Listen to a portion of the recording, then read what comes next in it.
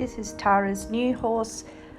She's been having a little bit of trouble putting her on the float. She only tried once, and so she had limited time for me to come and work with her. So I've just done 1 hour and this is the result. So right here you see her pull against the halter a couple of times, and she does this several times in the early part of the video. This is definitely a learned behaviour, something that I tried to just back off on the pressure and go easier and softer once I realised she was going to be so reactionary to it. So instead of closing my hands on the rope, I just allowed the rope to glide through my hands with no actual direct pull. So she learned to come to that very light pressure instead of me having kind of like a stop and hold pressure on her.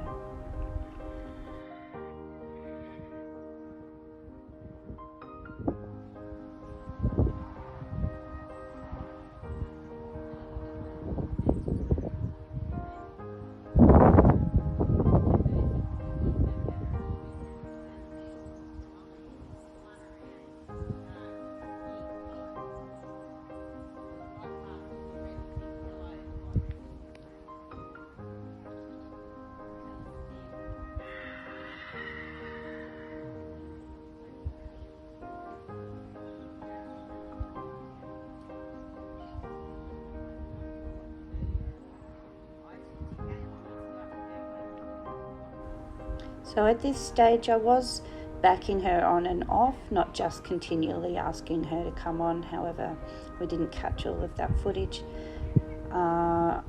So here she is starting to get to where she's coming onto the float, and we've swapped her.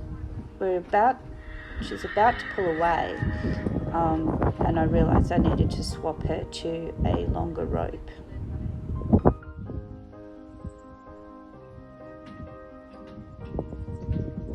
This is where we put the longer rope on, and it actually got a little caught up. You can see I'm not even holding the rope tight. There's a fair bit of play in it, and she is being very reactionary to it. And this is why I decided that this was definitely a learned behaviour, not just a reaction to the pressure, but rather something she's learned to do to get away from having to do something. Yeah, that is definitely a learned behaviour there. So we have to nip that in the bud, and the way I did that was by backing off the pressure completely, and you'll see what happens next.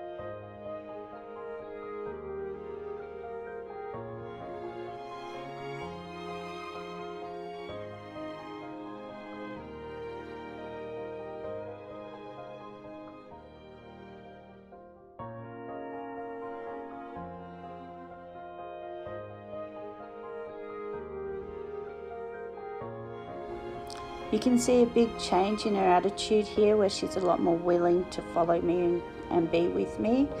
And when we're in the float, I'm using no pressure at all and a lot of rewards, a nice voice, scratches and rubs, a carrot treat when she goes all the way in.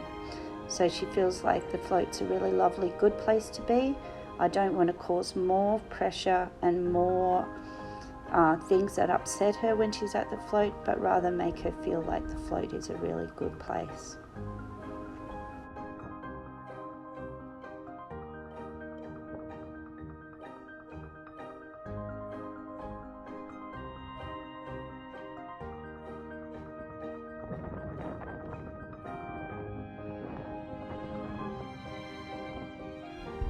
So now I'm asking her to back and stop and maybe step forward again and then back out again.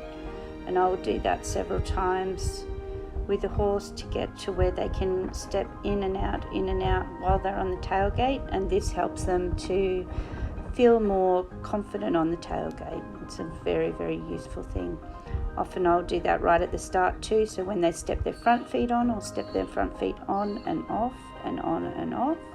And then I step their back feet on and off and on and off, and then I'll step their back feet in the float and out of the float, or their front feet in the float and out of the float while they're on the tailgate. This helps them to build a lot of confidence in where they're putting their feet.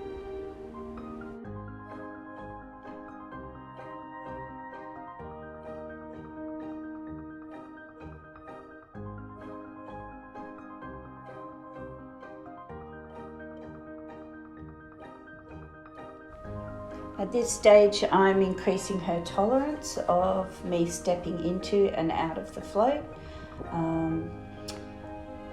They usually can only handle a little bit at a time. If I just walked right around to the back, she would back out. So I try step in, step out, give her a carrot while I'm in there, and then I might go round to the back, go in through the float, come out again, and just keep mixing it up so she gets used to me walking all around, and that it doesn't mean anything at all until I actually ask her to back out.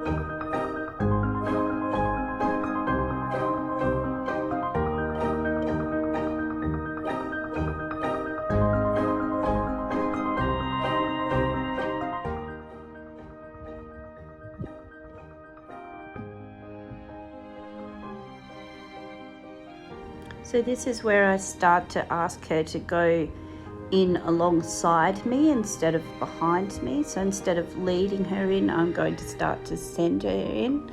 So I just start to transfer that feeling a little bit from leading to sending, and then I will later get a stick or a flag or something that just gives extends my reach and helps me to send her in a bit better.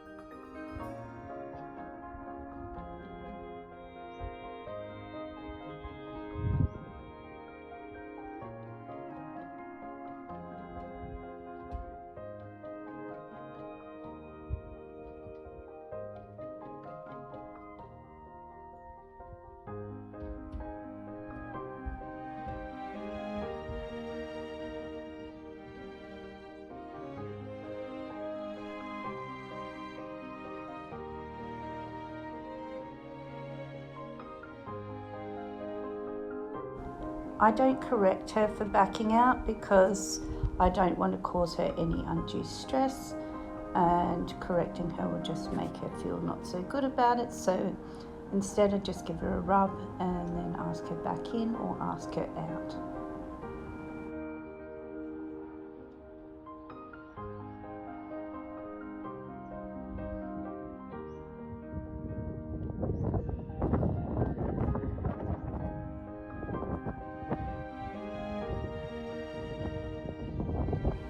This is the first time she chooses to stay in the float as I approach, but then she decides to back out at the last second.